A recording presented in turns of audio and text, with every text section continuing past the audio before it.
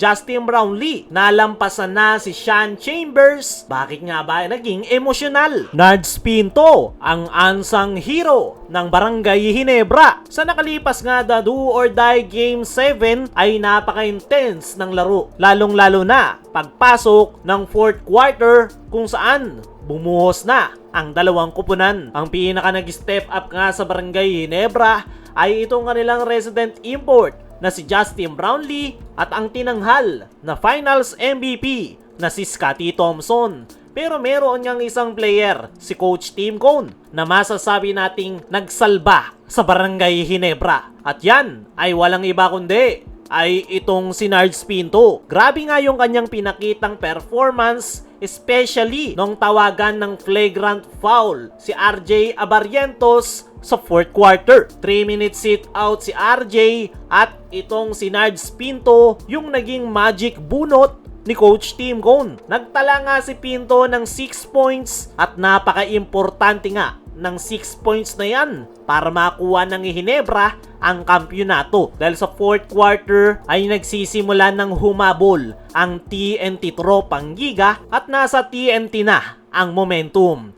Pero dahil nga sa dalawang 3-point shot na itong si Nards Pinto ay nanatili sa Barangay Ginebra ang momentum at hindi nagawang makahabol ng TNT. Ayon naman mismo kay Nards Pinto, sa kanyang naging latest interview ay puro si Brownlee raw yung tinututukan ng TNT Tropang Giga at kina-cancel out na o winawa ng bahala na ng TNT yung mga local players ng Barangay Ginebra. At yun nga daw yung dahilan kung bakit naiwanan siyang open sa 3-point area. At para kay Nards Pinto ay isa yang disrespect. Kaya naman, ibinaon niya yung dalawang 3-point shot para manatili sa Ginebra ang momentum at makuha ang kampyonato. Para sa akin mga chong, ito talagang si Nards Pinto ang unsung hero ng Barangay Ginebra. Grabe na yung depensa ng TNT kay Justin Brownlee maging kay Scottie Thompson. Mabuti na lang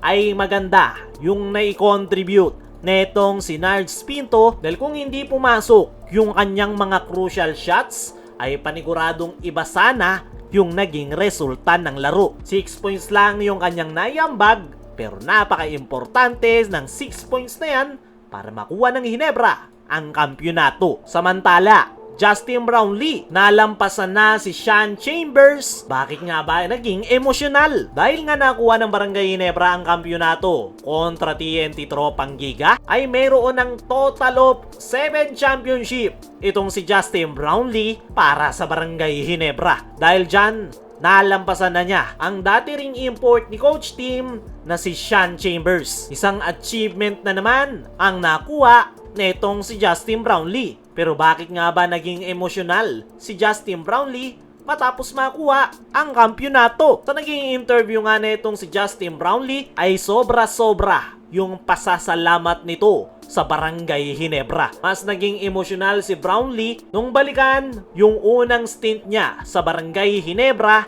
10 years ago. At hanggang sa ngayon, patuloy niya pa rin na binibigyan ng kampyonato ang kanyang kupunan. Alam kasi ni Justin Brownlee na marami yung nagsasabi na matanda na ito at hindi na kayang sumabay sa mga mas bata at malalaking imports ngayong Commissioner's Cup. Pero pinatunayan nga netong si Justin Brownlee na kayang-kaya niya pang sumabay at hinigitan niya pa nga yung mga higanteng imports ngayong Commissioner's Cup dahil siya yung nakakuha ng Best Import Award at the same time nakuha niya pa ang kampyonato. Kaya naman, hindi rin makapaniwala si Justin Brownlee kung ano yung meron siya ngayon at sobra-sobra yung pasasalamat nito sa Barangay Ginebra Management, lalong-lalo na kay Coach Tim Cone na patuloy na naniniwala sa kanyang mga kayang gawin. Dahil nga nabigyang muli ni Brownlee ng kampyonato ang Barangay Ginebra, ay napatunayan na nito sa lahat ng kanyang mga haters na kayang-kaya niya pa rin sumabay sa mga mas bata at kahit pa mas malaki sa kanya.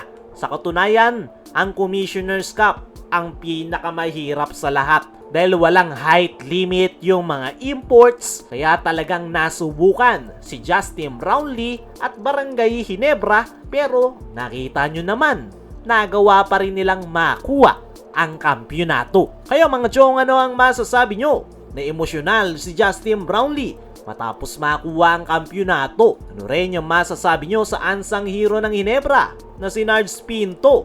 I-comment mo lang dyan sa ibaba.